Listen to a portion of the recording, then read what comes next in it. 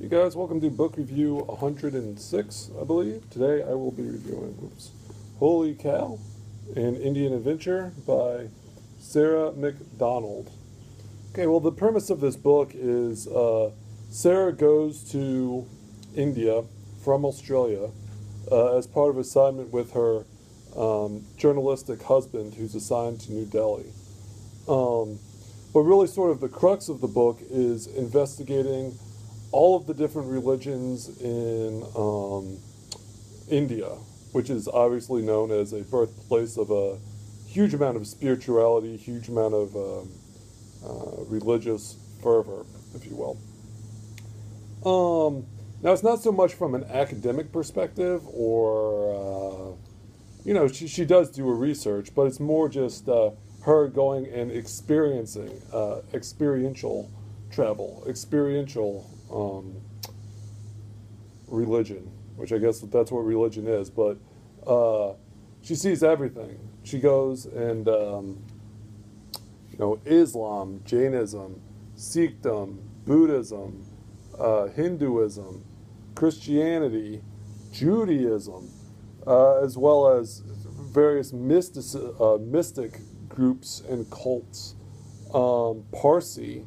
She even kind of extends the parameters of what religion are into sort of almost modern demi-worship, into things like, star worship. She goes and sees, well, what I mean by star, I guess there's probably something about astrology in the book, I think, but what I mean by star worship is the Bollywood system.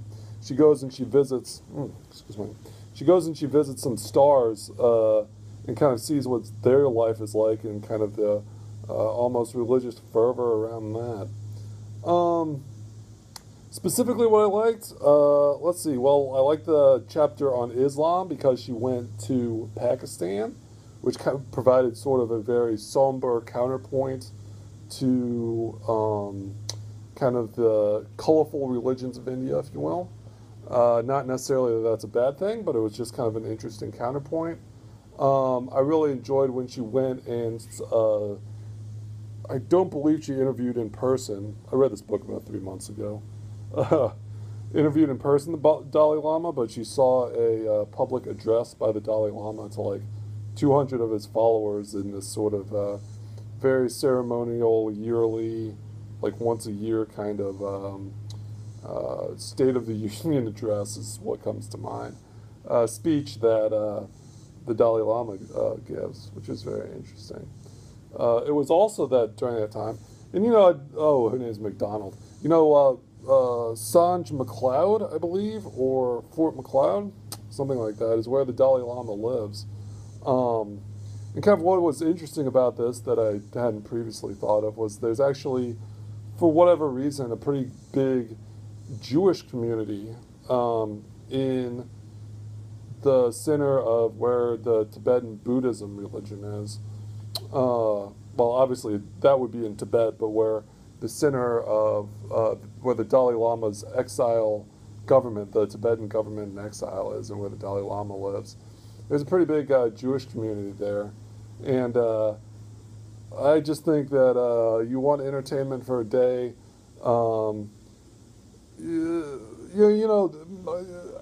I should say Jewish, it's Israeli. I'm kind of mumbling here. Israelis are interesting to me, but a lot of the Israeli-Palestine debacle, or I don't know, a lot of people are killed, or whatever that is, tends to be very didactic, tends to be very much like, oh, you are the root of all evil, oh no, you are the root of all evil, oh no, you are the root of all evil. And I find it kind of interesting that when Muslims, but to an even greater extent, Jews go to India, they're both minorities. Now, Jews are like ultra minorities, and there's a lot of Muslims in India. But it tends to be, particularly with the Jews, with a lot of the Israeli soldiers specifically, they kind of let their hair down in India, and you see kind of a side that maybe is not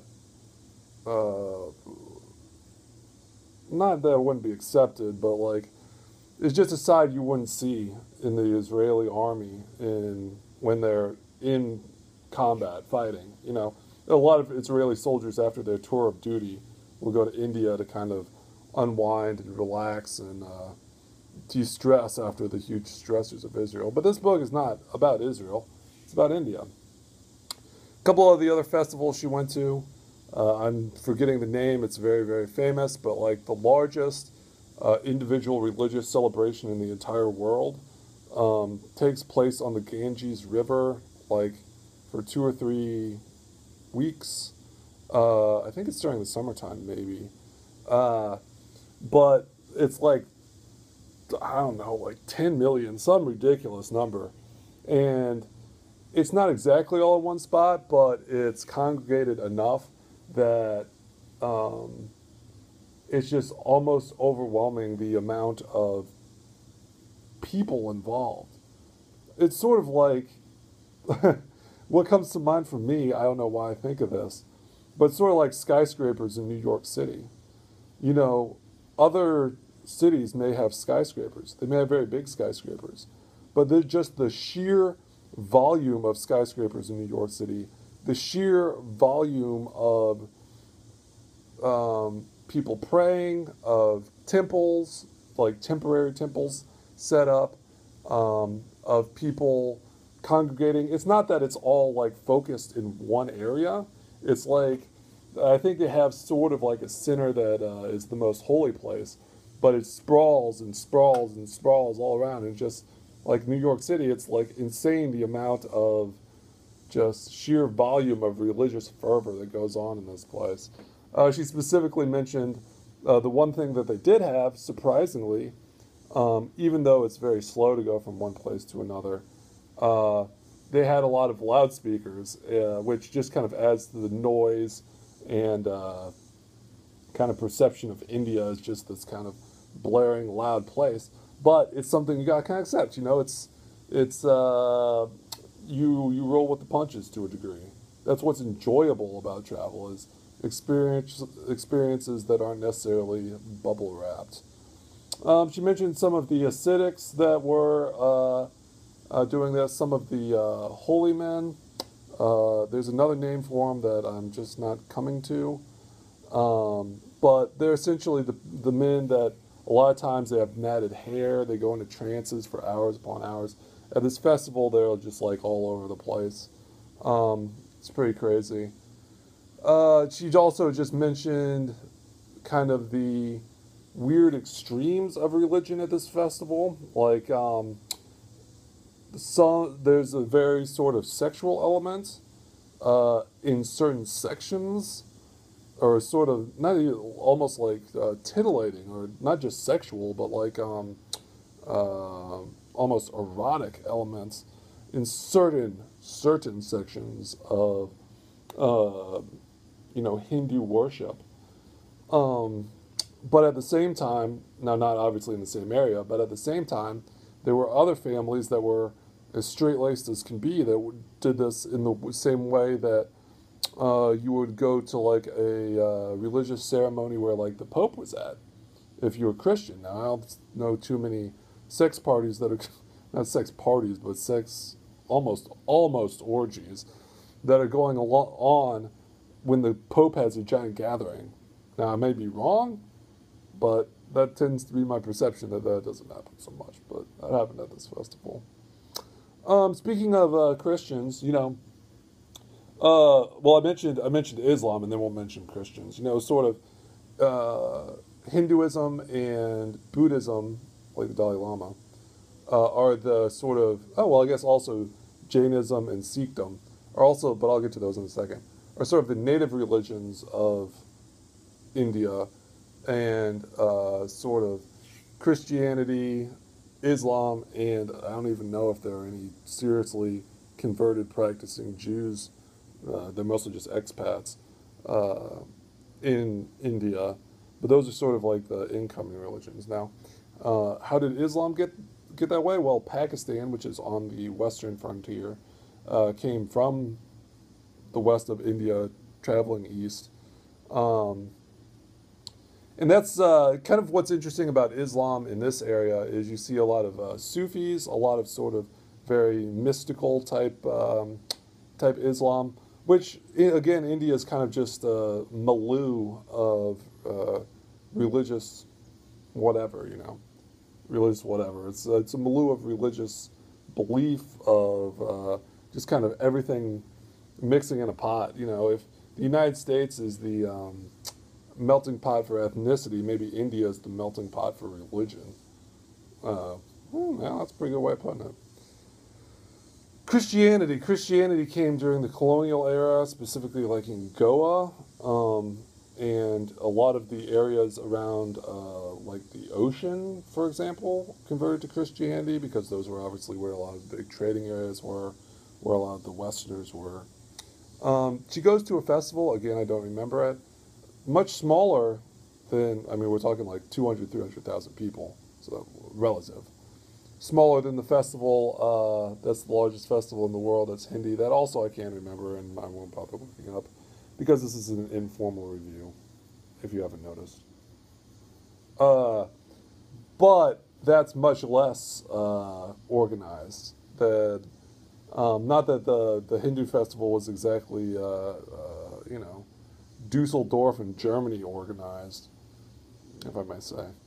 But the festival, the Christian festival, was pretty much anarchy, and she actually wound up staying in some, like one of the brothers, like Christian brothers, had a spare room, but turned out to be completely rat-infested, and she spent an entire night in a rat-infested, along with two of her friends who had not been culturally exposed as she was, a rat-infested room in the middle of this giant festival. And she said it was a nightmare, but the generosity of the brothers in kind of this chaos and just the ability to put up with it was very much appreciated. Other stuff. She goes to the Golden Temple to see the sheiks. They're the ones that, they're sort of like an offshoot of Hinduism, though if you just say they're a lesser version of Hinduism, that would obviously be insulting. Matter of fact, they see themselves as less sort of idol worshipping, less sort of eclectic than Hindus, much more the Hindu faith, but sort of distilled to its, I'm going to say fundamentalist in a positive way, most fundamentalist aspects. This, in their holiest place, and it's actually sad with the